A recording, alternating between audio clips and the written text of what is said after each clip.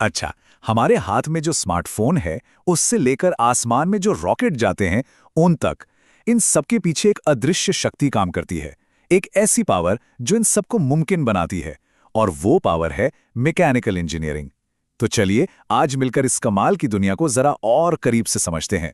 कभी सोचा है कि हमारे चारों तरफ जो कुछ भी है, मतलब एक छोटी सी घड़ी से लेकर बड़े बड़े पावर प्लांट्स तक, ये सब आखिर काम कैसे करते हैं? इन सब सवालों का ना एक ही जवाब है, और वो है मैकेनिकल इंजीनियरिंग। तो असल में ये मैकेनिकल इंजीनियरिंग है क्या चीज? देखिए, अगर बिल्कुल आसान भाषा में कहें तो ये इंजीनियरिंग की वो ब्रांच है जो फिजिक्स और मटेरियल साइंस के नियम कानूनों का इस्तेमाल करती है। किस लिए? मशीनों और डिवाइस को डिजाइन करने के लिए, उन्हें बनाने के लिए और उनका ध्यान रखने के लिए। सही मायनों में ये लगभग हर उस चीज की बुनियाद है जिसे हम रोज अपनी जिंदगी में इस्तेमाल करते हैं। अब सवाल ये उठता है कि एक मैकेनिकल इंजीनियर आखिर करता क्या है? वो कौन से सिद्धांत और टूल्स इस्तेमाल करता है? चलिए एक नजर डालते हैं उनके टूलकिट पर। सोचिए, मैकेनिकल इंजीनियरिंग एक बहुत बड़ी मजबूत इमारत है, और ये जो आप देख रहे हैं, ये उसके 5 मेन पिलर्स हैं। डायनामिक्स हमें मोशन यानी गति को समझने में मदद करता है।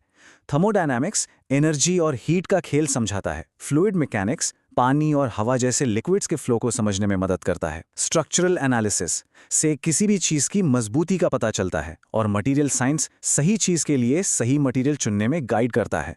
ये सारे सिद्धांत मिलकर ही तो इंजीनियर्स को पावर देते हैं कि वो बेहतरीन और दमदार मशीनें बना सकें। और देखिए, आज की दुनिया में ये सारे सिद्धांत हकीकत में कैसे बदलते हैं? मॉडर्न टेक्नोलॉजी की मदद से। जैसे इस ड्रोन को ही ले लीजिए।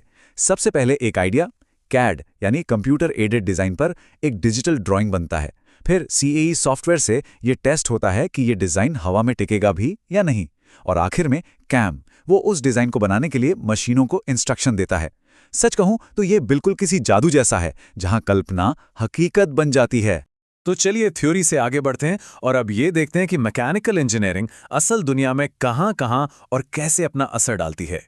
हमारी गाड़ियों के इंजन से लेकर हवाई जहाज के पंखों तक, और फैक्ट्रियों में काम करने वाले रोबोट से लेकर हमारे घरों को ठंडा रखने वाले AC तक, हर जगह, हर कोने में मैकेनिकल इंजीनियरिंग है।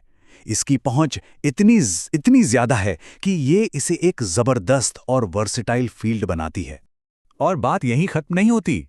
अब तो इंजीनियर्स बहुत ही एडवांस फील्ड्स में स्पेशलाइज कर सकते हैं, जैसे कि मैकाट्रॉनिक्स, जो इस रोबोटिक डॉग की तरह मैकेनिकल, इलेक्ट्रिकल और कंप्यूटर इंजीनियरिंग का एक मिक्सचर है, या फिर बायोमैकेनिकल इंजीनियरिंग, जो इस तरह के मॉडर्न प्रोस्थेटिक हाथ पैर बनाती है जो लोगों की जिंदगी बदल देते हैं। सच में इस फील्ड में संभावनाओं की कोई कमी नहीं है। लेकिन सुनिए, ये फील्ड हमेशा से इतनी एडवांस नहीं थी। चलिए एक छोटा सा सफर करते हैं और देखते हैं कि वक्त के साथ इसका विकास कैसे हुआ, भाप के इंजनों से लेकर आज की नैनो टेक्नोलॉजी तक। तो कहानी शुरू होती है 18वीं सदी की इंडस्ट्रियल रेवोल्यूशन से, जब भाप के इंजनों ने सचमुच दुनिया को बदल कर रख दिया था।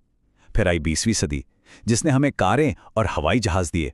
और आज तो हम नैनो टेक्नोलॉजी, मैकाट्रॉनिक्स और सस्टेनेबल एनर्जी जैसे भविष्य के सॉल्यूशंस पर काम कर रहे हैं। ये साफ दिखाता है कि ये फील्ड हमेशा वक्त के साथ कदम से कदम मिलाकर चलती आई है। अच्छा, इतना सब कुछ जानने के बाद ये सवाल तो मन में आता ही है कि अगर कोई इस रोमांचक फील्ड में अपना करियर बनाना चाहे तो उसका भविष्य कैसा दिखेगा? चलिए अब इस पहलू पर भी बात कर लेते हैं। तो भविष्य की बात करें तो वो काफी अच्छा दिखता है। आंकड़े बताते हैं कि अगले 10 सालों में मैकेनिकल इंजीनियर्स के लिए नौकरियों में करीब 9% की बढ़ोतरी होने का अनुमान है। मतलब ये एक स्थिर और लगातार बढ़ने वाला करियर पाथ है।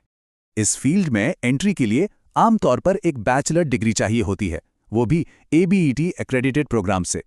ये ABET एक्रेडिटेशन ना एक तरह का क्वालिटी स्टैंप है, जो बताता है कि एजुकेशन का स्टैंडर्ड बहुत ऊंचा है। और कामयाब होने के लिए 3 स्किल्स सबसे जरूरी हैं: प्रॉब्लम सॉल्विंग, एनालिटिकल सोच और टीम में मिलकर काम करने की काबिलियत।